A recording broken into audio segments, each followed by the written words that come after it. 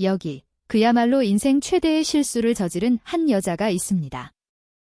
3개월 전 저는 그에게 일방적으로 이별을 통보했습니다. 우리 집은 부자고 넌 가난하잖아. 우린 서로 어울리지 않아? 메시지 한 통을 보낸 뒤 저는 곧바로 그의 모든 연락처를 차단하고 3개월짜리 해외여행 티켓을 끊어버렸죠. 신나게 놀고 쇼핑하고 자유를 만끽했습니다. 그리고 3개월 후 한국으로 돌아온 저는 제가 차버린 그 가난한 모범생 박기현이 사실은 PK그룹의 유일한 후계자, 모두의 사랑을 한 몸에 받는 황태자였다는 소식을 듣게 됩니다. 저는 그 자리에서 얼어붙었고 상류층 사교계는 제 웃지 못할 상황을 비웃으며 구경하기 바빴죠. 그리고 바로 오늘 그를 마주했습니다. 파티장에서 박기현은 싸늘한 얼굴로 제게 걸어왔습니다. 저는 공포에 질려 다리가 풀렸고 벽에 등을 기댄 채 그의 옷자락을 붙잡고는 목이 터져라 소리쳤습니다. 나 임신했어. 당신 아이야. 그러니까 나 때리지도 욕하지도 마. 김산부한테 이렇게 차갑게 대하는 나쁜 아빠 같으니라고. 나쁜 아빠라는 단어가 나오자마자 시끄럽던 파티장은 순식간에 찬물을 끼얹은 듯 조용해졌습니다. 모든 사람의 시선이 저희에게 쏠렸죠. 박기현은 어이가 없다는 듯 이마에 푸른 힘줄이 돋아날 정도로 화를 억누르며 말했습니다. 우리가 헤어진 지 3개월이야. 마지막으로 너랑 잔 건 반년 전이고. 6개월 동안 배도 안 나오는 임신이 세상에 어디 있어? 공기는 더욱 차갑게 얼어붙었습니다. 그때 주빈석에 앉아 계시던 PK그룹의 박 회장님, 즉 기현의 할아버님께서 헛기침을 하시더군요. 허흠. 젊은 애들이 장난치는 거 가지고 뭘 그러나. 여은아, 이리 와서 할애비 옆에 앉으렴. 저는 구세주를 만난 듯 냉큼 할아버님께 달려가려 했습니다. 하지만 박기현이 제 옷자락을 꽉 붙잡았죠. 그는 차갑게 웃으며 말했습니다. 할아버지, 이건 저와 이 여자 둘만의 문제입니다. 잠시 데리고 나가서 할 얘기가 있으니 다들 즐거운 시간 보내십시오. 말을 마친 그는 저를 가볍게 안아들고 파티장을 성큼성큼 걸어 나갔습니다. 홀에 남겨진 제 아버지와 오빠, 그리고 제 앙숙들은 동정 반, 통쾌한 반이 섞인 눈빛으로 저를 바라보며 웃고 있었죠. 사실 모든 것은 예견된 일이었습니다. 공항에 마중 나온 오빠는 의미심장한 미소를 지으며 말했죠. 심여은, 너 참 간도 크다. 파티에 도착하자마자 제 앙숙은 신이 나서 달려와 속삭였습니다. 야, 3개월 전에 내가 가난하다고 차버린 그 남자, PK그룹 황태자인 거 몰랐어? 넌 이제 죽었다. 또 다른 라이벌은 배를 잡고 웃었습니다. 그 사람이 일부러 검소하게 지낸 걸 진짜 가난한 줄 알았나 봐. 다시 만나면 널 잡아먹겠다고 이를 갈고 있다던데. 저는 온몸이 사시나무처럼 떨렸습니다. 그리고 그 공포는 박기현이 저를 차에 밀어 넣었을 때 절정에 달했죠. 저는 차문의 바싹부터 재킷을 벗고 넥타이를 느슨하게 푸는 그를 공포에 질린 눈으로 바라봤습니다. 뭐 하려는 거야? 저는 애써 태연한 척 말했습니다. 헤어진 것뿐이잖아. 성인 남녀가 사귀다 헤어지는 건 흔한 일인데 왜 이렇게 쿨하지 못하게 굴어? 그는 기가 막힌다는 듯 웃었습니다. 쿨하지 못해? 메시지 하나 보내고 잠수 탄 다음 해외로 도망친 게 누구였더라? 내 아버지랑 오빠가 내가 돌아올 거라고 보증하지만 않았으면 난 내가 영영 사라진 줄 알았을 거다. 그는 더 이상 옷을 벗지는 않았습니다. 대신 제 옆에 앉아 저를 자신의 품으로 끌어당겼죠.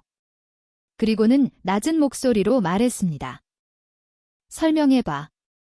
뭘 설명하라는 걸까요? 그와 헤어진 이유. 당연히 더 이상 그를 좋아하지 않아서였습니다. 대학교 때부터 졸업할 때까지 저는 3년 내내 그를 쫓아다녔습니다. 4학년이 되어서야 그는 아마 저를 불쌍하게 여겼는지 제 고백을 받아주었죠. 하지만 사귀고 난 후가 진짜 악몽의 시작이었습니다. 저는 예쁘고 집안 좋고 어릴 때부터 부모님 사랑을 듬뿍 받으며 자유분방하게 자랐습니다. 하지만 그는 제게 온갖 규칙을 들이밀었죠. 침대에서 과자 먹기 금지, 아침 식사 거르기 금지, 밤새워 게임하기 금지. 수십 가지 규칙들은 저를 미치게 만들었습니다. 그와 다툴 때면 그는 냉전으로 일관했습니다. 제가 미친 듯이 울고불고 소리쳐도 그는 조용히 서류만 들여다봤죠. 제가 목이 다 쉬어 꺽꺽거릴 때쯤 그는 차갑게 물었습니다. 다 울었어. 다 울었으면 밥 먹으러 가자. 나 오후에 출근해야 해. 마치 솜이 든 자루를 치는 것처럼 아무런 타격감도 없는 그 반응은 정말 사람을 미치게 만들었습니다. 그를 쫓아다닐 때의 열정만큼이나 이런 아빠 같은 통제가 끔찍하게 싫어졌습니다. 아버지는 늘 말씀하셨죠. 저처럼 제멋대로인 아가씨는 저를 평생 공주님처럼 떠받들어줄 온화한 남자를 만나야 한다고요. 예전에는 그 말을 이해하지 못했지만 이제 와 생각하니 아버지 말씀이 100번 옳았습니다. 저는 오만하고 고집세고 제멋대로인 공주병 환자입니다. 박기현이 저를 맞춰주지 못한다면 저를 받아줄 다른 남자를 찾으면 그만이었죠. 하지만 죽어도 몰랐습니다. 박기현이 그토록 신비에 쌓여있던 PK그룹의 황태자일 줄은. 만약 그 사실을 조금이라도 일찍 알았다면 저는 절대로 헤어지자고 하지 않았을 겁니다. 제가 집안 사업에는 관심이 없어도 PK그룹과 엮이면 얼마나 큰 이득이 따르는지는 알고 있었으니까요. 그런데 그는 제게 말해주지 않았습니다. 4년 동안이나 저를 속인 거죠? 그렇게 생각하니 갑자기 화가 치밀어 올랐습니다. 저는 그의 품에서 빠져나와 눈살을 찌푸리며 물었습니다. 너도 4년 동안 나 속였잖아. 내가 나한테 헤어지자고 뭐라 할 자격이 있어? 그 역시 자신이 잘못했다는 것을 깨달았는지 잠시 침묵하더니 말했습니다. 그럼 쉬어, 우리 서로 따지지 말고 없던 일로 하자. 그는 저를 안으려고 손을 뻗으며 부드러운 목소리로 말했습니다. 여은아, 집에 가자. 내가 제일 좋아하는 연자육 디저트 만들어놨어. 짝. 저는 그의 손을 매정하게 쳐냈습니다. 똑똑히 들어. 나 지금 화나서 이러는 거 아니야? 진짜 헤어지고 싶은 거야? 내가 날 속인 건 내 잘못이지. 내가 그걸 따지지 않겠다는 거지 너랑 계속 만나겠다는 뜻은 아니야?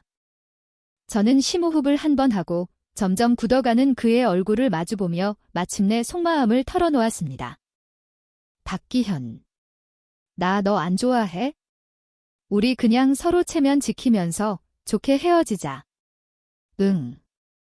어두운 주차장 안 박기현은 저를 차갑게 바라봤습니다. 깊이를 알 수 없는 그의 눈동자의 참을성이 사라지고 있었죠. 그는 낮은 목소리로 경고했습니다. 심여은. 이번엔 좀 심했어. 지금 사과하면 없던 일로 해줄게. 하지만 계속 고집 부리면 내일 침대에서 못 내려올 줄 알아? 저는 망설임 없이 고개를 저었습니다. 나 정말로 헤어지고 싶어. 어리광 부리는 것도 화가 난 것도 아니야. 박기현, 나 이제 너 안 좋아해. 조금도 안 좋아해. 아주 지독히 끔찍하게 안 좋아해. 널 보면 그냥 싫어. 알아들었어? 안 좋아한다는 말을 몇 번이나 강조하자 박기현의 얼굴은 점점 더 어두워졌습니다. 그는 긴 팔을 뻗어 저를 품으로 와라 끌어안고는 제 턱을 붙잡고 그대로 입을 맞췄습니다. 기억나. 우리가 처음 만났을 때 내가 무슨 말을 했는지. 그의 목소리는 아주 낮게 깔려 있었습니다. 저는 키스에 정신이 아득해지는 와중에도 필사적으로 기억을 더듬었습니다. 마침내 기억해냈죠? 우리 집안은 대대로 한 사람만 바라봐. 한 번 정하면 절대 변하지 않아. 심여은. 나랑 사귄다는 건 평생을 약속하는 거야. 확신해. 그때 저는 망설임 없이 대답했습니다. 당연하지. 하지만 그건 그냥 연인들끼리 하는 달콤한 속삭임 아니었던가요? 그가 듣기 좋아하는 말이라면 천년만년 사랑하겠다는 맹세쯤은 얼마든지 해줄 수 있었습니다. 그게 무슨 의미가 있다고? 난 빈말은 안 해. 박기현은 제 뺨에 코끝을 부드럽게 비볐습니다. 그의 목소리는 낮고 거칠었죠. 나한테 연애나 결혼은 별 차이 없어. 한 번 정한 사람이면 절대 바뀌지 않아. 내 세상엔 이혼도 이별도 없어. 만약 상대방과 헤어져야 한다면? 그건 죽음뿐이야. 심여은. 그래도 계속 나를 화나게 할 거야? 독재자. 저는 분해서 그를 째려보며 그의 팔뚝을 세게 꼬집었습니다. 그는 피하지 않고 제 손길을 그대로 받으며 다른 한 손으로 제 머리를 쓰다듬었습니다. 그러다 문득 말했죠. 요즘 내 아버지가 우리 회사랑 협력하고 싶어 하시는 거 알고 있어? 저는 고개를 저었습니다. 내희 회사, 경쟁사들에 비해 딱히 우위에 있지 않아. 그 프로젝트 따내기 쉽지 않을 거야. 내가 도와줄 수 있어? 대신 너도 좀 얌전히 굴어야 해. 헤어지자는 말 다시는 꺼내지 마. 한 번만 더 그러면 그땐 나도 널 봐주지 않을 거야. 알겠어. 너. 저는 믿을 수 없다는 듯 소리쳤습니다. 우리 집 회사를 가지고 날 협박하는 거야? 너 사람이니? 박기현, 너 진짜 사악하고 위선적이고 짐승의 탈을 쓴 악마야. 짐승만도 못해. 사자성어 쓸 줄 모르면 굳이 안 써도 돼. 아무도 너한테 교양 있는 척하라고 강요 안 했어. 박기현은 어쩔 수 없다는 듯 이 말을 짚었습니다. 여은아, 난 그냥 내가 좀 말을 잘 들었으면 좋겠어. 내가 계속 이러면 나도 일에 집중할 수가 없잖아. 말했잖아. 나 헤어지고 싶다고. 그만. 여기서 더 소란 피우면 나 정말 화낼 거야. 그는 제 손끝을 잡고 부드럽게 쓰다듬었습니다. 그의 목소리는 느리지만 분명한 위협을 담고 있었죠. 여은아, 내가 화내는 모습을 정말 보고 싶은 거야? 저는 즉시 입을 다물었습니다. 박기현이 화를 낼 때는 정말 무서웠습니다. 말 그대로 무서웠죠. 지난번 그가 화를 냈던 건 제가 밤새 게임을 하다가 고열로 쓰러졌을 때였습니다. 폐렴으로 입원한 저를 그는 차가운 얼굴로 간호해 주었고 제가 퇴원하자마자 저를 운동장으로 끌고 가 5000m를 뛰게 했습니다. 그도 저와 함께 뛰었죠. 결국 저는 지쳐서 바닥에 주저앉아 미친놈이라고 울며불며 욕을 했습니다. 그는 그저 태연하게 물었죠. 앞으로 또 밤새 게임할 거야? 내가 무슨 자격으로 날 상관해. 미친놈아. 흐엉엉. 다리 아파 죽겠다고. 좋아. 욕까지 하네. 박기현은 고개를 끄덕였습니다. 5000m 추가. 다 뛰어야 집에 가서 잘 수 있어?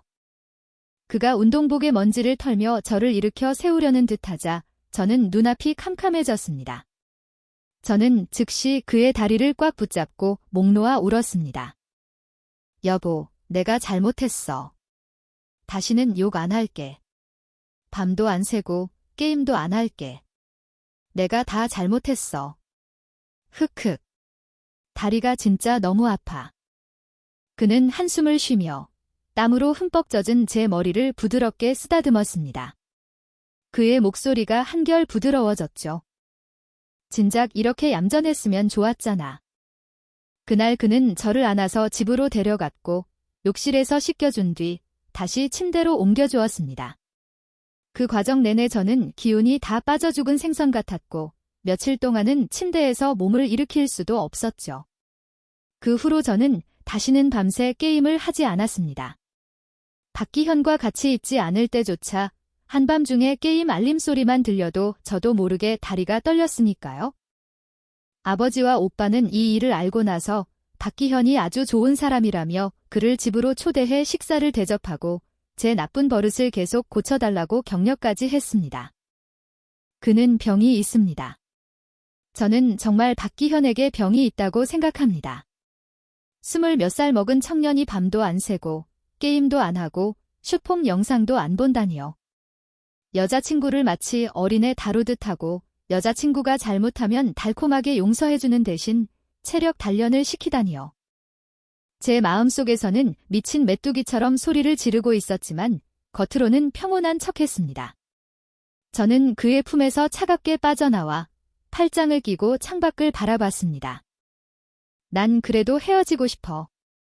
내가 무슨 말을 하든 무슨 생각을 하든 어떤 비인간적인 방법으로 날 괴롭히든 난 무조건 헤어질 거야. 박기현은 한숨을 쉬었습니다. 이유는? 말했잖아, 너 안 좋아한다고. 그딴 말도 안 되는 이유는 집어치워. 믿지 않아. 설령 그게 사실이라도 난 믿지 않을 거야. 그는 우리 사이에 놓인 쿠션을 치우고 손을 뻗어 제 머리를 부드럽게 쓰다듬었습니다. 여은아, 말 좀 들어. 내 생각을 말해봐. 부부 사이엔 소통이 필요하잖아. 내가 말해야 내가 고칠 수 있지, 안 그래? 저는 그를 힐끗 쳐다봤습니다. 그의 진지한 표정을 보고 저는 잠시 망설이다가 시험 삼아 말해봤습니다. 나 치킨에 맥주 먹고 싶어. 배달 음식 시켜 먹고 싶고 밤새워서 로맨스 소설 읽고 싶어. 밤 10시까지 집에 들어가야 하는 거 싫어. 침대에 누워서 과자 먹으면서 영화 보고 싶고 내가 좋아하는 여성 스트리머한테 선물도 하고 싶어. 근데 넌 다 안 된다고 하잖아. 그 규칙들만 없애주면 너랑 안 헤어질게. 저는 진지하게 줄줄 읊었지만 그는 입꼬리만 살짝 올리며 한마디로 잘라 말했습니다. 안 돼. 저는 화가 나서 그를 한 대 치고 싶었습니다. 당장 헤어져. 타협은 없어. 여은아, 내가 못하게 하는 건 다 널 위해서야. 난 성인이야. 내가 나한테 잘해줄 필요 없어. 저는 저를 안으려는 그의 손을 뿌리쳤습니다. 나도 이제 다 컸어. 그냥 좀 편하게 살고 싶을 뿐이야. 밤새우다 일찍 죽는 것도 내 선택인데 내가 왜 상관이야? 그는 침묵했습니다. 차 안에는 무거운 정적이 흘렀죠. 저는 고개를 돌려 창밖의 어두운 주차장을 바라보며 천천히 말했습니다. 사실 내가 나쁘다는 건 아니야. 그냥 우리가 안 맞는 거지. 난 나랑 같이 놀아줄 남자친구가 필요한 거지 아빠가 한 명 더 필요한 게 아니야. 우리가 헤어지면 너도 너랑 생활 방식이 비슷한 여자를 만날 수 있을 거야. 그게 나랑 있는 것보다 훨씬 행복할 거고. 저는 박기현이 나쁜 사람이라고 생각하지 않았습니다. 그냥 우리 둘이 맞지 않을 뿐이었죠. 그는 규칙대로 사는 사람이고 저는 자유롭게 날아다니고 싶은 새였습니다. 제가 처음 그의 침대에서 과자를 먹었을 때 그는 차가운 얼굴로 저를 일으켜 세워 침대 시트와 이불을 전부 갈고는 10,000짜리 반성문을 쓰게 했습니다. 그때 저는 깨달았죠. 저와 그는 애초에 다른 세상 사람이었고 저는 그와 같은 사람이 되고 싶지 않았습니다. 긴 침묵 속에서 박기현이 한숨을 쉬었습니다. 내가 한 가지 오해하고 있는 것 같아. 무슨 문제? 내가 불만인 점을 말하라고 한 건 합리적인 부분은 내가 고치겠다는 뜻이야. 하지만 내 말도 안 되는 요구들은 들어줄 수 없어. 그렇지만 어떤 경우에도 여은아, 넌 날 떠날 선택권이 없어. 내가 예전부터 말했잖아. 나한테 연애든 결혼이든 똑같다고. 한번 나를 선택했으면 평생이야. 그는 제 이마를 손가락 마디로 가볍게 툭 쳤습니다. 그만 소란 피워, 여은아. 집안 배경이든 머리든 넌 나를 이길 수 없어. 나랑 싸우지 마. 오늘 밤은 12시까지 너랑 같이 게임해줄게. 그리고 자는 거야? 어때? 저는 아무 말도 하지 않았습니다. 박기현이 한 발 물러섰습니다. 옷 안 입고 게임해도 돼. 그럼 됐어? 저는 여전히 침묵했습니다. 그는 어쩔 수 없다는 듯 벌을 주듯 제 손을 가볍게 꼬집으며 말했습니다. 아무것도 안 입고 속옷까지 전부 다 이 정도면 만족했지? 저도 모르게 눈이 반짝 빛났습니다. 계속 싸우고 싶었지만 방금 그 말에 유혹을 뿌리칠 수가 없었습니다. 특히 요즘 푹 빠진 새로운 오톰의 게임을 생각하니 아무것도 입지 않은 박기현에게 안겨서 게임 속 남자 주인공이 먹여주는 디저트를 받아먹는 상상. 저는 손바닥을 꼬집으며 호르몬에 지배당한 채 결정을 내렸습니다. 헤어지는 건 내일 생각하자. 오늘은 일단 게임부터 하고. 다음 날 저는 아버지께 불려가 어쩔 수 없다는 표정의 아버지 앞에서 잔소리를 들어야 했습니다. 기현이가 뭐가 부족해서 그러니? 집안, 외모, 능력, 뭐 하나 빠지는 게 없는데. 내가 그렇게 말도 안 되게 헤어지자고 했는데도 널 탓하기는커녕 우리 집안일까지 도와주잖아. 그리고 기현이가 아니면 누가 내 그 변덕스러운 성질을 받아주겠니? 여은아, 너도 이제 어리지 않아. 철 좀 들어라. 저는 들으면 들을수록 기분이 상했습니다. 모두들 제가 고집이 세고 철이 없다고 말했습니다. 집안 회사에 들어와 일할 생각도 안 하고 제대로 된 일을 할 생각도 안 한다고요? 졸업한 지 1년이 넘도록 집안 돈으로 먹고 놀기만 하는 전형적인 재벌가 망난이라고 했습니다. 저는 너무 억울했습니다. 제가 회사에 들어가기 싫었던 게 아닙니다. 새언니가 속이 좁아서 제가 입사하자마자 제가 오빠 재산을 넘보는 거 아니냐며 눈치를 주는 바람에 오빠와 갈등을 피하려고 제가 스스로 그만둔 것이었습니다. 그리고 저 역시 일이 없는 게 아니었습니다. 대학교 1학년 때부터 웹툰을 그려서 돈을 벌었고 제 인지도나 수입도 나쁘지 않았습니다. 단지 아버지와 박기현의 눈에는 이 일이 정당한 직업으로 보이지 않았을 뿐이죠. 아버지는 늘 제가 너무 오냐오냐 커서 아무것도 제대로 못하는 딸이라고 생각하셨고 박기현은 항상 저를 무시했습니다. 제가 그에게 했던 요구들을 그는 한 번도 진지하게 들어준 적이 없었죠. 결국 그가 저를 진심으로 존중한 적이 없기 때문입니다. 그의 눈에 저는 어리고 멍청하고 그와 동등한 인격체로 대우받을 자격이 없는 그저 철없는 아이일 뿐이었습니다. 저는 그 느낌이 정말 싫었습니다. 아버지에게 한바탕 잔소리를 듣고 저에게 명령하던 그의 차가운 얼굴을 떠올리니 더더욱 헤어지고 싶어졌습니다. 저는 심호흡을 하며 신중하게 이별 메시지를 작성하려던 참이었습니다. 그때 그 왼수에게서 전화가 걸려왔죠. 저더러 나와서 놀자는 것이었습니다. 그 왼수는 바로 이무진. 저와는 어릴 때부터 함께 자란 중마고우였습니다. 어릴 때부터 치고받고 싸우며 자랐죠.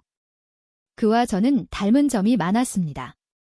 둘 다 형이 있어서 가업을 물려받을 수도 없고 딱히 다른 일을 할 의지도 없어서 상류층에서는 저희 둘을 환장의 커플이라고 불렀죠. 제가 바에 도착했을 때 그는 바텐더에게 한창 작업을 걸고 있었습니다. 저를 보더니 그는 5만 원짜리 지폐 한 장을 툭 던지며 바텐더를 보냈습니다. 가난한 모범생이 재벌 후계자라니. 심여은, 너 진짜 대박이다. 이무진은 제게 술 한 잔을 따라주며 감탄했습니다. 이제 내 아버지는 널 아주 보물처럼 떠받들고 사시겠네. 떠받들어지는 건 박기현이지 내가 아니야. 저는 맥없이 술을 한 모금 마시고 한숨을 쉬었습니다. 아빠가 내가 기현이랑 헤어지고 싶어 하는 거 알고 내 다리를 부러뜨릴 뻔했다니까? 내가 헤어지고 싶다고? 이무진은 깜짝 놀랐습니다. 너 어디 머리 박았냐? 넌 몰라. 그는 너무 완벽해. 나 같은 집순이가 어떤 삶을 원하는지 전혀 이해 못한다고. 저는 고통스러운 표정을 지었습니다. 사실 난 너랑 결혼하는 게 더 나을 것 같아. 우리 둘이 같이 밤새우면서 요즘 핫한 아이돌 얘기나 하고. 이무진은 피식 웃었습니다. 예전에 그 사람 쫓아다닐 땐 그렇게 말 안 했잖아. 지금은 후회하잖아. 저는 한숨을 쉬었습니다. 예전에 좋아했던 만큼 지금은 후회돼. 만약 시간을 되돌릴 수 있다면 난 무조건 그를 피할 거야. 조금도 엮이지 않을 거라고. 저는 너무 열중해서 말하느라 이무진의 얼굴에 떠오른 기묘한 표정을 눈치채지 못했습니다. 그는 가볍게 헛기침을 하며 말했죠. 널 더 후회하게 만들 일이 하나 있는데. 심여은. 뒤돌아봐. 저는 무심코 고개를 돌렸습니다. 그리고 근처 소파 구석에 앉아있는 박기현을 봤습니다. 그의 시선은 제게 단단히 고정되어 있었고 칠흑 같은 그의 눈동자와 제 눈이 정확히 마주쳤습니다. 박기현의 저 표정. 저는 너무나 잘 알고 있었습니다. 차갑고 무심하고 겉으로는 아무 감정이 없어 보이지만 실제로는 폭발 직전까지 화가 난 상태. 예전에 저를 5,000m나 뛰게 했을 때와 똑같은 표정이었습니다. 제 본능은 즉시 도망치라고 소리쳤지만 이무진이 저를 꽉 붙잡았습니다. 어딜 도망가. 가서 똑바로 말해. 심여은, 피하는 건 해결책이 아니야. 헤어지고 싶으면 확실하게 끝내. 질질 끌지 마. 기껏해야 내 아버지한테 한 대 맞는 거잖아. 정 안 되면 우리 둘이 같이 살면 되지. 저는 이무진에게 이끌려 박기현의 앞으로 가게 되었습니다. 주변은 시끄러운 라이브 음악 소리로 가득했지만 제 머릿속은 하얗게 비어 있었죠. 심여은. 박기현이 나지막이 제 이름을 불렀습니다. 그는 손짓하며 아주 평온하게 들리는 목소리로 말했죠. 셋셀 동안 이리 와. 제 심장이 쿵 내려앉았습니다. 저는 반사적으로 그에게 다가가려 했지만 이무진이 저를 막아섰습니다. 박기현 씨, 여은이도 이제 어린애가 아닙니다. 그런 애들 겁주는 수법은 더 이상 통하지 않아요. 이무진은 제 앞에 서서 박기현을 똑바로 쳐다보며 또박또박 말했습니다. 여은이는 이제 당신을 좋아하지 않아요. 박기현 씨도 더 이상 집착하지 말고 빨리 헤어지는 게 두 사람 모두에게 좋을 겁니다. 박기현은 비웃듯 피식 웃었습니다. 명백히 이무진을 무시하는 태도였죠. 그는 오직 저만을 바라보며 담담한 목소리로 말했습니다. 여은아, 이리 와. 왜 지금 바로 오면 벌 주지 않을게? 하지만 그러지 않으면? 내 규칙, 알지? 저는 꼼짝도 하지 않았습니다. 흐릿했던 머리가 갑자기 맑아지는 기분이었습니다. 내가 왜 박기현을 무서워해야 하지? PK그룹이 대단하긴 하지만 우리 집안도 만만치 않아. 진짜 헤어지면 기껏해야 아버지한테 한 대 맞는 것뿐인데. 죽기야 하겠어? 약간의 자신감이 생기자 저는 이무진의 손을 뿌리치고 고개를 저었습니다. 나 너 안 좋아해? 그리고 너한테 돌아가지도 않을 거야? 박기현, 우리 헤어지자. 박기현의 얼굴에서 미소가 사라졌습니다. 그는 여전히 웃고 있었지만 그의 시선은 저와 이무진을 한번 훑고는 차갑게 비웃었습니다. 나랑 헤어지고 저런 놈팽이랑 사귀겠다고? 저놈이 널 지켜줄 수 있을 것 같아. 내 집안에 사업적인 도움이라도 줄 수 있나? 차라리 저놈 형이랑 사귀겠다고 했으면 내 보는 눈이 그렇게 나쁘지는 않다고 생각했을 텐데. 모욕적인 말에 이무진의 얼굴이 하얗게 질렸습니다. 그가 무언가 말하려던 순간 제가 먼저 말을 가로챘습니다. 제가 놈팽이면 나도 마찬가지야. 난 내 그 아나무인인 태도가 제일 싫어. 그래, 우린 너처럼 잘나지 않았어. 하지만 우린 도둑질도 강도질도 안 했고 나쁜 짓도 안 했어. 내가 무슨 자격으로 우리를 모욕해? 이무진은 제 가장 친한 친구입니다. 그가 무시당하는 것을 참을 수 없었습니다. 감정은 점점 더 격해졌습니다. 저는 반드시 헤어져야 했습니다. 아버지한테 맞아 죽더라도 꼭 헤어질 겁니다. 나 너 정말 싫어. 끔찍하게 싫다고. 널 쫓아다닌 건 내 인생 최악의 결정이었어. 내가 무슨 자격으로 항상 사람을 반쯤 감은 눈으로 쳐다봐. 무슨 자격으로 날 무시하고 무슨 자격으로 내게 내 말을 들으라고 강요해? 난 안 들어. 난 무조건 헤어질 거야. 내가 아무리 부자라도 헤어질 거라고. 너처럼 자기애에 빠져서 자기가 다 옳다고 생각하는 남자는 정말 못 견디겠어. 저는 뒷일은 생각하지 않고 한바탕 시원하게 욕을 퍼부었습니다. 이무진이 옷을 잡아당기며 저를 말리고 나서야 제가 방금 좀 심하게 욕했다는 것을 깨달았죠. 박기현의 표정은 이제 보기 흉하다는 두 단어로는 표현할 수 없을 정도였습니다. 그는 저를 뚫어져라 쳐다봤습니다. 그 음침하고 무서운 눈빛은 마치 손에 칼만 있었다면 당장이라도 제 가죽을 벗기고 뼈를 발라낼 것만 같았습니다. 자기애에 빠진 남자. 그는 그 세 단어를 되뇌더니 갑자기 웃음을 터뜨렸습니다. 웃기네. 내가 살면서 이런 말을 듣게 될 줄이야. 그러고는 그의 목소리가 얼음처럼 차갑게 가라앉았습니다. 마지막으로 묻는다. 심여은. 나랑 같이 갈 거야, 안 갈 거야? 이 지경까지 왔는데 이제 와서 그를 따라간다면 저는 정말 바보 멍청이었습니다. 저는 망설임 없이 고개를 저었습니다. 박기현이 웃었습니다. 좋아. 아주 좋아. 둘이서 내 뒤통수를 쳐놓고 이제 와서 피해자 행세라? 내가 허수아비인 줄 아나?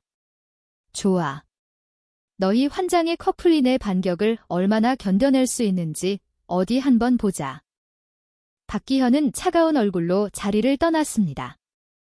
팽팽하게 당겨져 있던 제 머릿속의 끈이 툭 끊어지는 기분이었습니다. 저는 기운이 다 빠져 소파에 주저앉았습니다. 옆을 보니 이무진 역시 지친 기색이 역력했죠. 그는 한참 동안 숨을 헐떡이더니 그의 눈빛은 점점 절망으로 가득 찼습니다. 심여은. 나 망했다. 황태자가 너는 못 건드리고 분명 나만 죽어라 괴롭힐 거야. 안 되겠다. 나 지금 당장 집에 가서 잘못했다고 빌어야겠어. 저는 그의 옷자락을 붙잡고 힘없이 말했습니다. 우리 남극으로 도망갈까? 한반년쯤 숨어있다가 돌아오는 거야? 그 사람이 널 괴롭힐지 아닐지는 모르겠지만 일단 그 사람 뒤통수 쳤다는 소문만으로도 우리 둘 다 집에서 멍석말이 당할걸. 저와 이무진은 서로를 바라봤습니다. 두 사람의 눈에는 깊은 절망이 담겨 있었죠. 욕을 다 하고 나서야 그 후폭풍을 깨달은 겁니다. 이반은 부잣집 자제들의 아지트였습니다. 방금 일어난 일은 구경꾼들에 의해 순식간에 온갖 단톡방으로 퍼져나갔습니다. 채 30분도 되지 않아 저와 이무진은 동시에 신용카드가 정지되었다는 알림을 받았죠. 이무진은 완전히 절망했습니다. 저는 월급 통장이라도 있었지만 그는 아니었거든요. 그는 공식적으로 한 푼도 없는 빈털터리가 되었습니다. 괜찮아. 내가 먹여 살릴게. 저는 그의 어깨를 두드리며 위로했습니다. 내 통장에 아직 3억 넘게 있어? 우리 둘이 당분간 살기엔 충분할 거야. 평생 먹고 살 만큼은 아니잖아. 그리고 난 어차피 집에 가서 맞아야 한다고. 이무진은 절망하며 바닥에 주저앉아 머리를 감싸 쥐고 신음했습니다. 어차피 맞을 거 빨리 맞는 게 낫지? 맞고 나면 다음 재앙이 닥치기 전까지 이틀 정도는 평화로울 테니까. 저에게는 아버지, 어머니, 오빠, 새언니, 심지어 집안 도우미 아주머니까지 미친 듯이 전화를 걸어왔습니다. 친구들은 제가 미쳤다고 했고 구경꾼들은 제가 대단하다고 칭찬했죠. 심지어 이무진의 친형까지도 아주 정중하게 하지만 사실은 내 동생이 정말 PK그룹 황태자의 뒤통수를 칠 만큼 간이 컸냐고 묻는 메시지를 보내왔습니다. 화면을 가득 채운 메시지들을 보며 저는 입술을 깨물었습니다. 마음이 무겁게 가라앉았죠. 박기현은 아직 손도 쓰지 않았는데 저는 이미 집안 사람들에게 개처럼 욕을 먹고 있었습니다. 그래서 저는 단호하게 휴대폰을 끄고 이무진을 끌고 옆 호텔로 들어가 방을 잡고 잠을 잤습니다. 골치 아픈 일들은 자고 일어나서 생각하기로 했죠. 다음 날 아침 저와 이무진이 호텔에서 같이 잤다는 사진이 상류층 사교계에 퍼졌습니다. 제가 황태자의 뒤통수를 쳤다는 소문은 이제 증거까지 갖추게 되었죠. 모두들 제가 정말 대단하다고 칭찬했습니다. 그와 동시에 우리 집안이 그토록 공들여 따내려던 프로젝트는 PK그룹에 의해 경쟁사에게 넘어갔고 PK그룹과 이무진네 집안의 협력관계는 공식적으로 중단되었습니다. 저는 침대에 누워 지친 몸으로 손으로 눈을 가렸습니다. 이해할 수가 없었습니다. 저는 그냥 헤어지고 싶었을 뿐인데 왜 이렇게 어려운 걸까요? 한편 이무진은 수많은 메시지를 다 읽고 나더니 오히려 무서울 정도로 침착해졌습니다. 아직 그 사람이 본격적으로 나선 것 같지는 않아. 내가 와서 빌기를 기다리는 것 같은데? 저는 눈살을 찌푸렸습니다. 내가 안 가면? 그럼 우리 두 집안이 같이 손해보는 거지? 아니면 그 사람이 더 치사하게 나오면 두 집안이 망할 때까지 괴롭힐 수도 있고. 이무진은 잠시 생각하더니 말했습니다. 하지만 그 정도까지 하지는 않을 것 같아. 그 사람, 너 그렇게 좋아하는데? 널 막다른 길로 몰지는 않을 거야? 저는 미간을 찌푸리며 눈을 떠 그를 바라봤습니다. 그 사람이 날 좋아한다고? 어딜 봐서? 이무진은 피식 웃으며 말했습니다. 내가 3개월 동안 여행 갔을 때 그 사람 매일 너희 집에 찾아왔어. 영혼이 다 빠져나간 사람처럼 넋을 놓고 있더라. 심지어 나한테까지 와서 너랑 연락할 방법 없냐고, 자기가 가난한 게 아니니까 제발 돌아와서 자길 버리지 말라고 전해달라고 했어. 이무진은 잠시 말을 멈췄다가 계속했습니다. 내 생각에 그는 분명 널 좋아해. 근데 그는 통제하는 데 익숙하고 넌 얽매이는 걸 싫어하니까 그가 귀찮게 느껴졌을 뿐이야. 사실 너희 둘 사이는 그가 원하지 않는 한 절대로 좋게 끝날 수 없어. 어제는 우리가 그냥 속 시원하게 싸우기만 했지만 이제 이 골치 아픈 문제들을 어떻게든 해결해야지. 이무진은 이마를 짚으며 피곤한 목소리로 말했습니다. 이번에 널 도와준 것 때문에 난 분명 집에서 멍석말이 당할 거야. 모든 일이 끝나면 밥 한 끼 꼭 사라. 응. 저는 고개를 끄덕이며 작은 목소리로 말했습니다. 고마워. 이무진은 벌을 받으러 집으로 돌아갔고 저는 침대에 엎드려 복잡한 심정으로 남극 여행 상품을 검색하기 시작했습니다. 저는 제가 도망치려 한다는 것을 인정합니다. 지난번처럼 이별 메시지를 보내고 바로 연락을 끊고 해외로 날아가 버렸던 것처럼요. 제 잠재의식 깊은 곳에서는 항상 이 감정 문제에 대해 제대로 마주 앉아 이야기하는 것을 피하고 있었습니다. 너무 복잡하고 너무 귀찮았으니까요. 저는 박기현이 저를 마치 가르쳐야 할 어린애처럼 대하는 방식이 싫었지만 제가 그를 4년 동안 사랑했다는 사실도 부정할 수 없었습니다. 남아있는 사랑의 감정이 저를 옥죄어 헤어지면서도 깔끔하게 끊어내지 못하게 만들었죠. 딩동.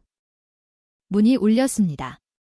저는 룸서비스인 줄 알고 아무 생각 없이 문을 열었죠. 제 앞에는 낯선 여자가 서 있었습니다.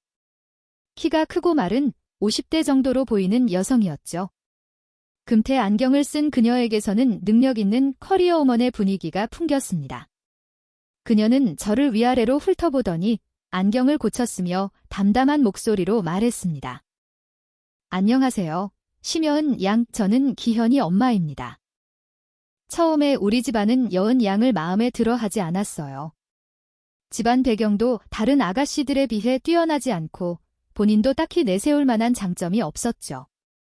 우리 박씨 가문의 며느리감 기준에는 전혀 맞지 않았습니다.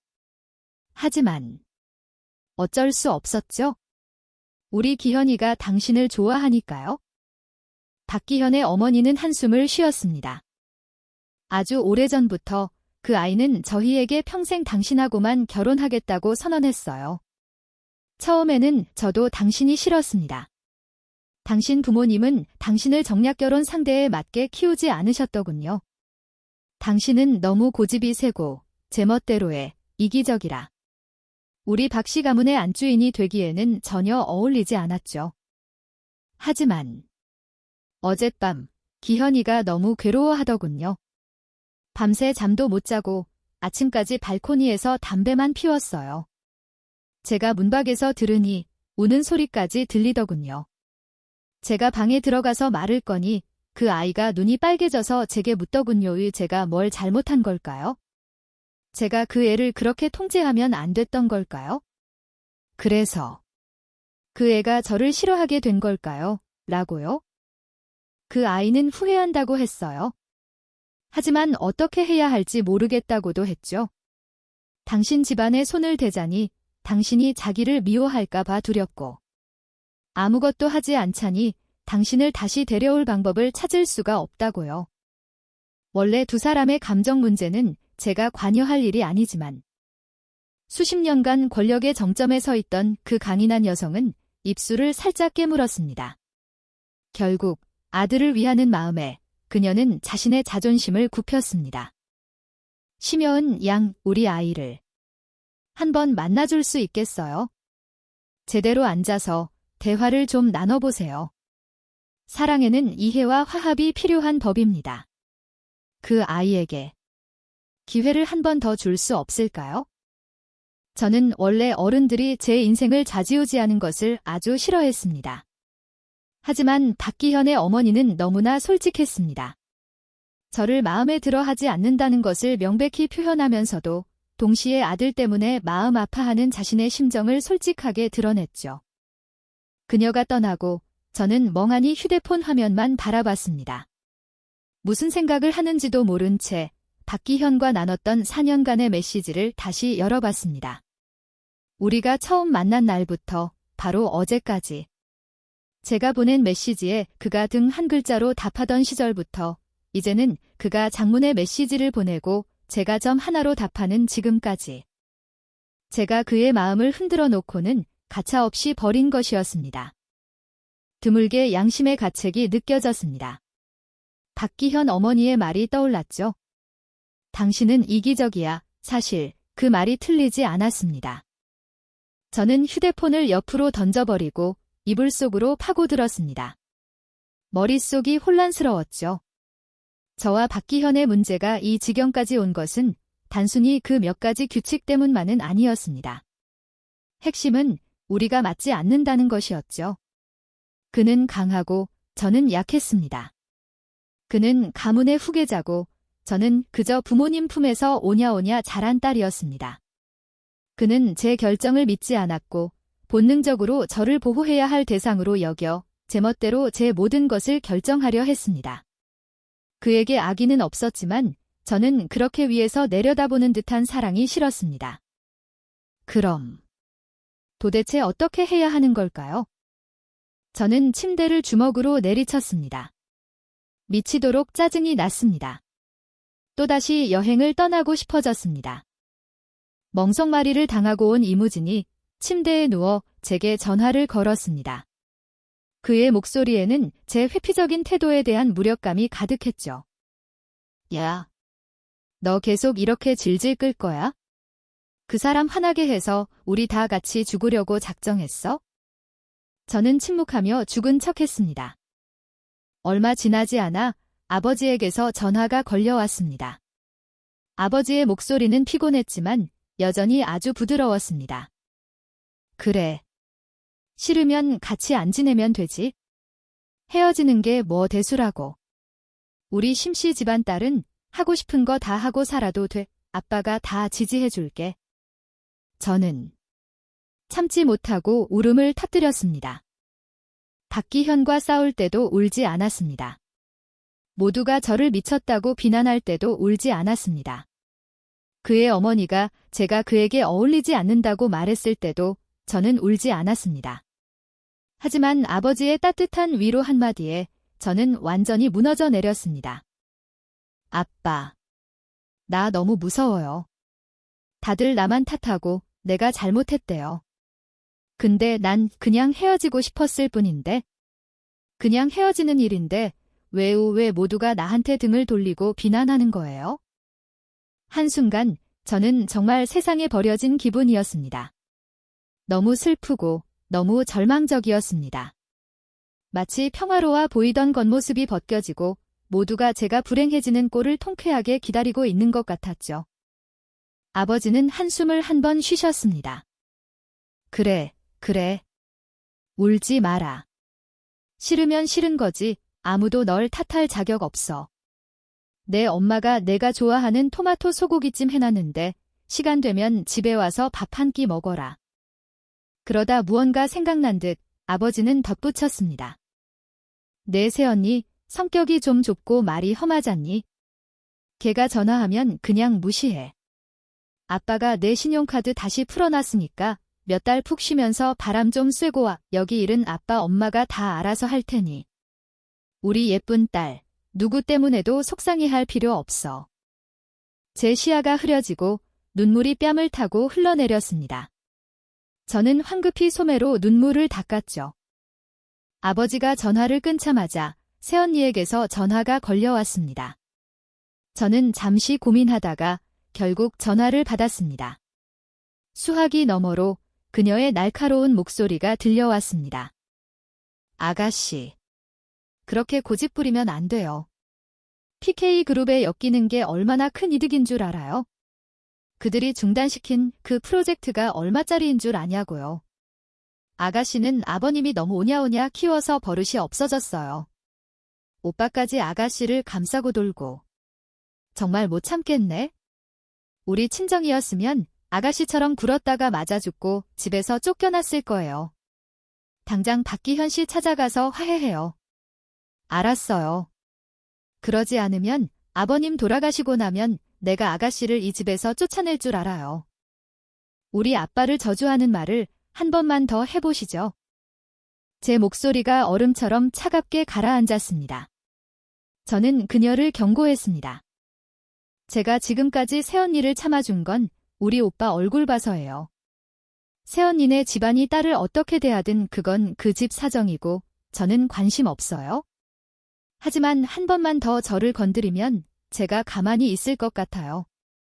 새언니 말대로 박기현이 저를 좋아한다면서 저한테 그렇게 함부로 대하는 걸 보면 새언니는 머리가 어떻게 된 거 아니에요? 말을 마친 저는 단호하게 전화를 끊었습니다. 그리고는 방금 녹음한 통화 내용을 아버지와 오빠에게 바로 전송했죠. 그리고 진심으로 사과 메시지를 보냈습니다. 아빠, 오빠. 죄송해요. 제 고집 때문에 집안일에 영향을 줘서는 안 됐는데. 제가 박기현 씨 만나서 제대로 이야기하고 올게요. 폐를 끼쳐서 정말 죄송합니다. 오냐오냐 잘한 딸이었던 저는 마치 새로운 용기를 얻은 것 같았습니다. 비난의 말에 짓눌려 귀를 접고 동굴에 숨었던 작은 토끼가 마침내 밖으로 나와 현실을 마주하기로 결심한 것입니다. 더 이상 도망치고 싶지 않았습니다. 언제까지나 아버지 등 뒤에 숨어 아버지가 저 대신 비바람을 막아주게 할 수는 없었으니까요. 제가 PK그룹 본가에 도착했을 때 박기현의 어머니는 저를 그의 서재로 안내하며 말했습니다. 그 아이, 밤을 새워서 방금 잠들었어요. 미안하지만 잠시만 기다려주세요. 저는 고개를 끄덕였습니다. 잠시만 기다리라는 말은 5시간을 기다리라는 뜻이었습니다. 저는 서재 소파에 앉아 눈이 뻑뻑해질 때까지 휴대폰만 들여다봤습니다. 그러고 나서야 그녀가 일부러 저에게 기선제압을 하고 있다는 것을 깨달았죠. 하지만 이해할 수 있었습니다. 금지옥엽처럼 키운 아들이 한 여자 때문에 이렇게 고통스러워하는데 어느 부모가 기분이 좋겠습니까? 저는 화가 나지 않았습니다. 자리에서 일어나 책장을 훑어보고 표지에 한자가 인쇄된 책을 아무거나 골라 앉아서 읽기 시작했습니다. 하지만 무슨 말인지 하나도 이해할 수 없었죠. 아는 글자도 많았지만 합쳐놓으니 전혀 의미를 알 수 없었습니다. 저는 한숨을 쉬며 책을 다시 꽂아 넣으려던 참이었습니다. 그때 방문이 열리는 소리가 들렸죠. 박기현이 목욕 가운을 입고 걸어 들어왔습니다. 머리카락은 아직 젖어 있었죠. 저를 본 그는 분명 순간적으로 흠칫 놀라는 듯 했습니다. 내가 왜 여기 있어? 하지만 그 놀라움은 잠시뿐이었습니다. 그는 곧 차갑게 비웃었죠. 프로젝트 엎어지니까 이제야 내가 생각났나 보지? 난 내가 꽤 꿋꿋해서 아무것도 신경 안 쓰고 끝까지 버틸 줄 알았는데. 저는 동그랗게 눈을 뜨고 어떻게 반응해야 할지 몰랐습니다. 그는 짜증스럽게 수건을 바닥에 던지고는 성큼성큼 다가와 저를 꽉 껴안았습니다. 아주 세게. 그의 입술이 제 귓바퀴를 물었습니다. 그의 목소리는 분노로 가득 차 있었죠. 아가씨, 앞으로 또 까불 거야? 그는 정말로 화가 나 있었습니다. 그의 손가락이 제 손목을 꽉 쥐고 등 뒤로 꺾어 제가 어떤 저항도 할 수 없도록 완전히 제압했습니다.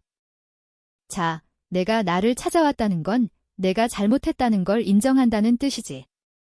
이번엔 봐주겠지만 한 번만 더 까불면 절대 용서 안 해. 내 집안을 통째로 부숴버릴 거야. 알겠어. 그는 흉포하게 저를 위협했지만 그의 몸은 미세하게 떨리고 있었습니다. 붉게 충혈된 눈으로 그는 저를 놓치지 않으려는 듯 바라봤습니다. 마치 벼랑 끝에 서 있는 사람처럼요. 그는 두려워하고 있었습니다. 제가 아무 말도 하지 않자 그는 제가 또다시 그와 다툴까봐 더욱 불안해했습니다. 그는 저를 때릴 수도 없었습니다. 제가 아파할까봐 저를 혼낼 수도 없었죠. 제가 화낼까봐 제 집안을 손대려니 제가 그를 미워할까봐 두려웠습니다. 그는 정말 저를 어떻게 해야 할지 모르는 것 같았습니다.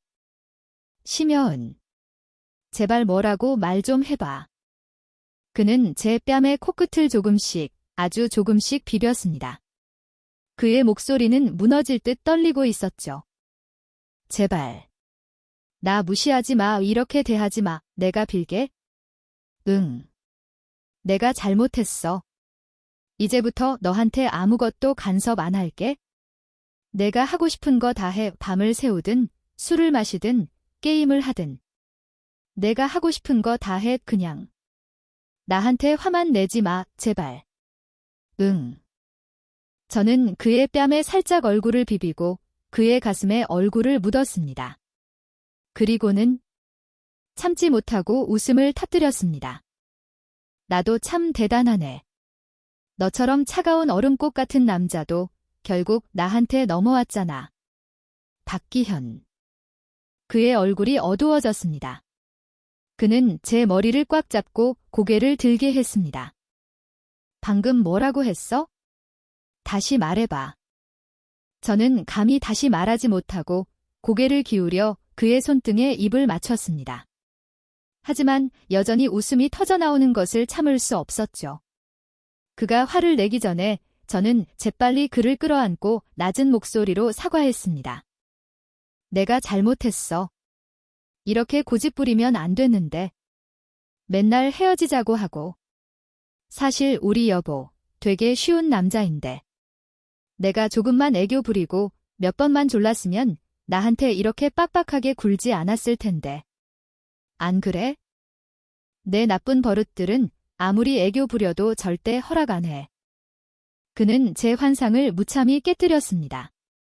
저는 그가 정말 여자 마음을 모른다고 생각하며 손을 빼고 뒤로 물러나려 했지만 그가 저를 꽉 붙잡았습니다.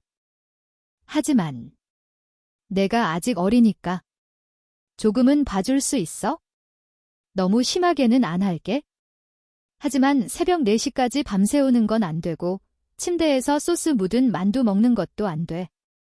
저는 느릿하게 라고 대답하고는 또다시 웃음이 나왔습니다.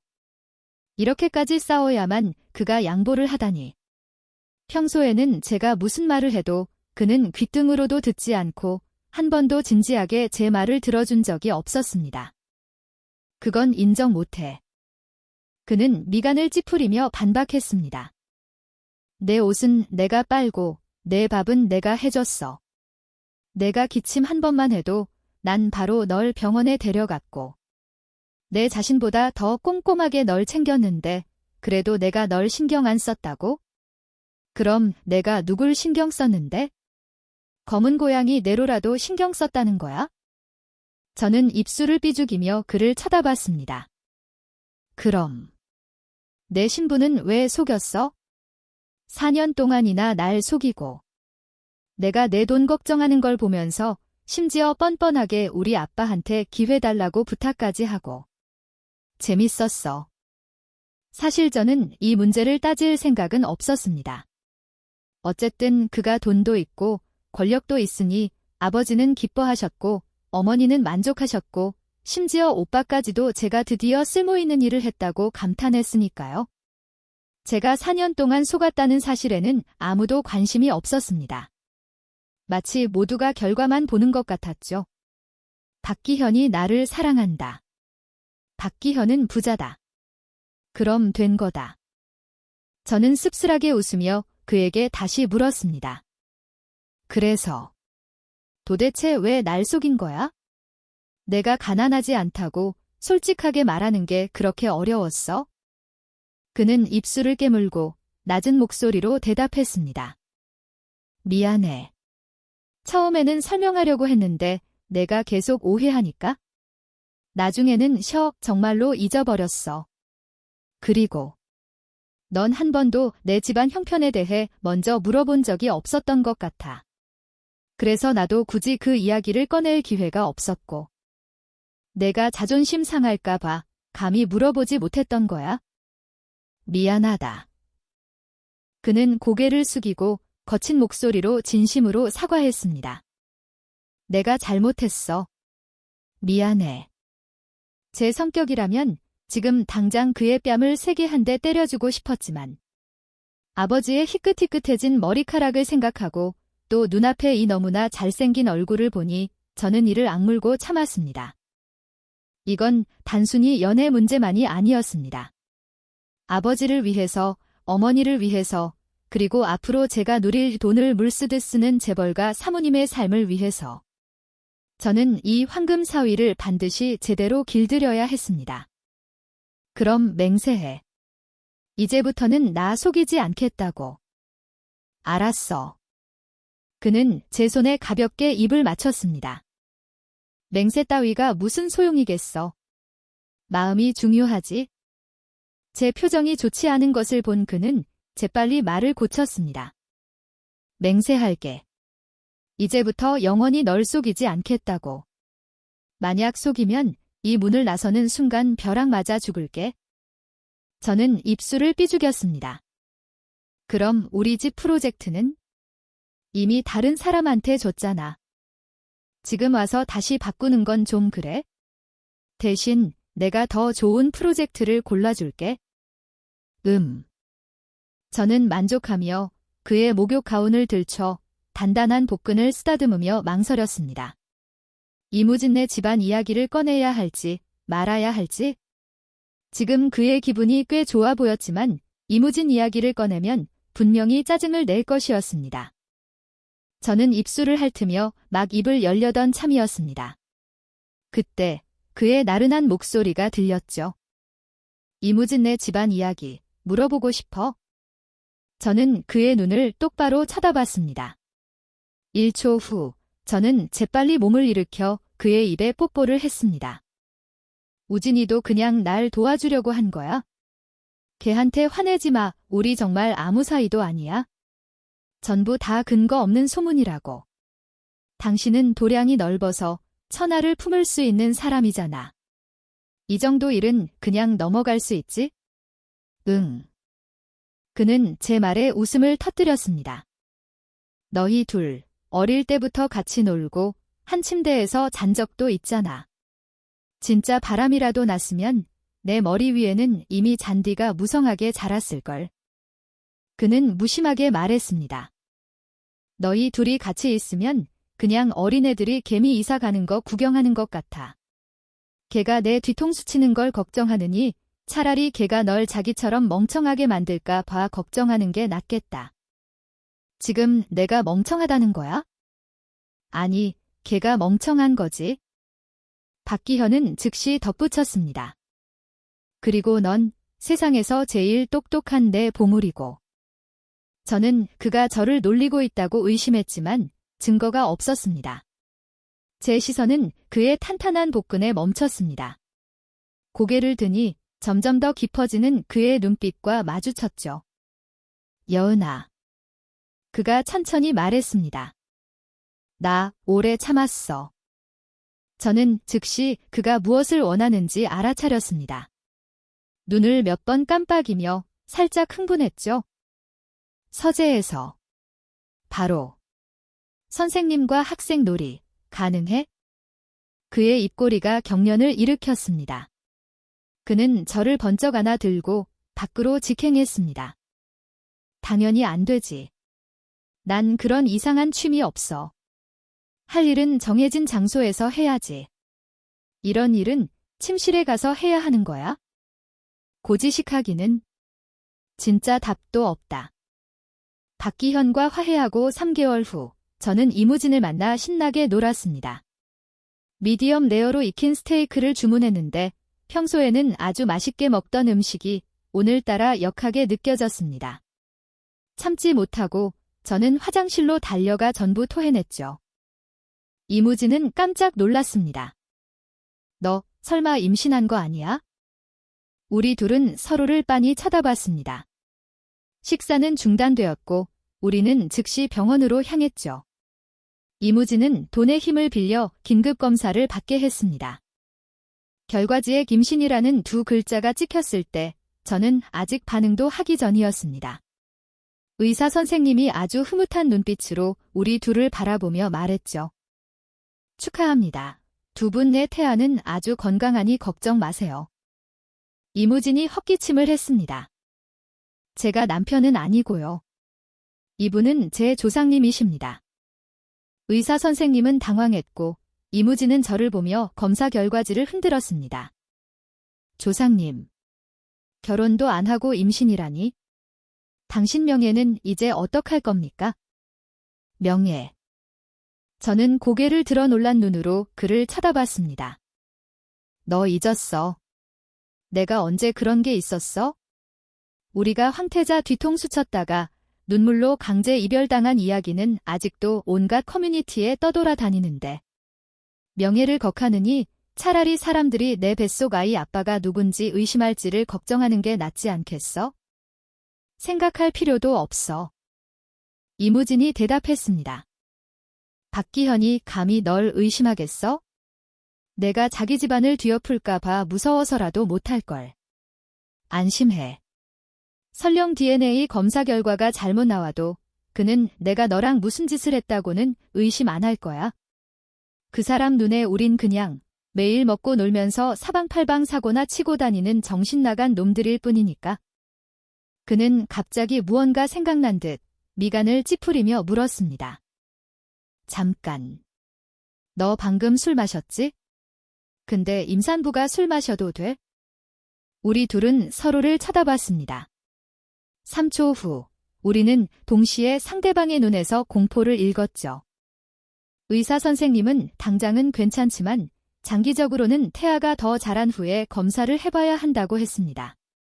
저는 조금 무서워져서 소파에 얌전히 앉아 박기현을 기다렸습니다. 그는 저를 보고 분명히 아주 놀란 듯 했습니다. 이무진이랑 놀러 간 거 아니었어? 왜 이렇게 일찍 왔어? 오늘은 또 왜 이렇게 얌전해? 저는 침을 꿀꺽 삼키며 아무 말도 하지 못했습니다. 제 모습을 본 그는 흥미롭다는 듯 눈을 가늘게 떴습니다. 그는 저를 안아 소파에 앉히고 거추장스러운 넥타이를 풀고는 고개를 숙여 제 귓바퀴를 가볍게 물었습니다. 뭐 잘못한 일 있어? 응, 나 술 마셨어. 그건 별일 아니네. 조금 마신 건 괜찮아. 그리고 나 임신했어. 그의 동작이 멎었습니다. 그는 고개를 들고 마치 벼락이라도 맞은 듯 멍한 표정을 지었죠. 한참 후에야 정신을 차리고 황급히 저를 안아 들었습니다. 당장 병원에 가자. 방금 다녀왔어. 의사 선생님이 지금은 아무것도 검사할 수 없대. 저는 작은 목소리로 말했습니다. 여보. 술만 마신 게 아니야. 지난주에 감기약도 먹었는데. 아기 괜찮을까? 불안감이 엄습하자 저는 겁에 질려 울음을 터뜨릴 뻔했습니다. 박기현 역시 당황했지만 그는 애써 침착함을 유지하며 부드러운 목소리로 저를 달랬습니다. 울지마, 얘 태아가 그렇게 약하지 않아. 괜찮을 거야. 너무 놀라지 마. 그렇게 말하면서도 그는 즉시 저를 안고 병원으로 향했습니다. 의사 선생님의 끊임없는 축하 인사를 받으며 그는 모든 친척에게 전화를 걸어 이 소식을 알렸죠. 그의 어머니 역시 아주 기뻐하셨지만 이성적으로 상기시켜 주셨습니다. 너희 둘에게야 결혼이 중요하지 않겠지만 그래도 밖에서 보는 체면은 신경 써야지. 박기현은 잠시 생각하더니 제게 물었습니다. 어떤 웨딩드레스 입고 싶어? 나 아기 낳고 나서 결혼하면 안 돼? 임신하면 살쪄서 웨딩드레스 입으면 안 예쁘잖아. 그는 조금 망설였습니다. 하지만 그러면 사람들이 우리가 속도 위반으로 결혼했다고 할 텐데. 사람들이 뭐라고 하든 상관없어. 저는 입술을 삐죽였습니다. 사람들이 날 뻔뻔하다고 욕해도 널 쫓아다녔다고 욕해도 다 상관없어. 하지만 못생겼다는 소리는 못 참아. 평생 한 번뿐인 웨딩드레스인데 못생기게 입고 싶지 않아. 제 단호한 모습에 박기현도 어쩔 수 없이 동의했습니다. 그는 아직 평평한 제 배 위에 손을 얹었습니다. 그의 눈빛은 호기심으로 가득 차 있었죠. 그는 참지 못하고 웃음을 터뜨렸습니다. 여은아, 나 이제 아빠가 되네. 앞으로는 내가 두 사람을 다 책임져야겠네. 저는 흥 하고 콧방귀를 뀌었습니다. 나 어린애 아니야? 내가 안 챙겨줘도 돼. 그는 부드럽게 미소 지으며 나지막이 속삭였습니다. 응, 넌 애가 아니지. 넌 내 보물이야?